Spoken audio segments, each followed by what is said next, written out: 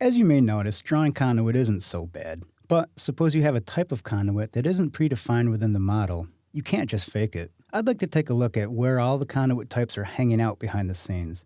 The electrical template certainly has a good amount of conduit types already defined, but let's dig a little deeper and find out how to customize our fittings to do what we want. Let's get started. Under Electrical, let's scroll down to Power, Floor Plans, Level 1. Let's zoom in on our electrical room. What I want to do is create a callout around this room. This will allow us to create a realistic view. On the View tab, click the Callout button. Let's pick a big window right around here. What this does is this creates a new floor plan. In the project browser, let's right-click on Callout of Level 1, and let's rename it. Let's rename the view to be Enlarged Electrical Room. And click OK. Let's double-click right on this bubble right here. We have a little work to do. Let's first set the scale to be 3/4 of an inch. You may notice that you won't be able to.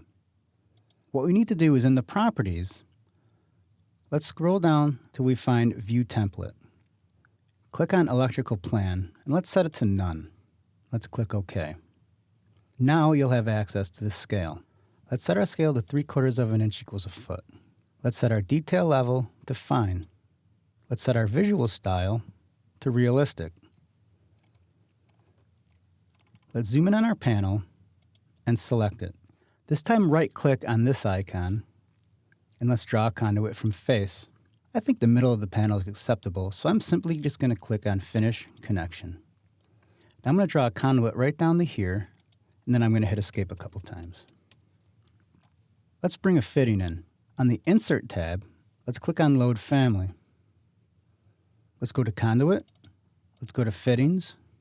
Let's go to EMT. Let's go down to Conduit Elbow, Set Screw, Die-Cast Zinc, and click Open. Go ahead and select your conduit. Now let's click on Edit Type. Let's duplicate. In the parentheses, let's type in Set Screw Zinc, upper lowercase. Let's get rid of the number 2. Let's hit OK. For the bend, let's click the drop down here. Let's grab our die-cast zinc. Hit OK. Go ahead and select your conduit. Right-click on the very end of it, and let's draw a conduit. I want to come down this wall to about here. Notice that it's going to put a different fitting type altogether. What I'd like to do now is I want to run this up a little bit. So I'm going to zoom out. For my offset, I'm going to go with 10 feet. Now I'm going to keep going in this direction. I'm going to hit Escape a couple times. Notice that my conduit is bending up. Let's pan down. Let's verify what this looks like. On the Quick Access toolbar, you have a little house for your 3D view. Click the drop down right here, and let's go to Camera. I'm going to pick a point right about here in the corner of the room, and I'm going to pan out. And I'm going to shoot my camera all the way past till I get to about here. I'm going to set my detail level to Fine. I'm going to set my visual style to Realistic.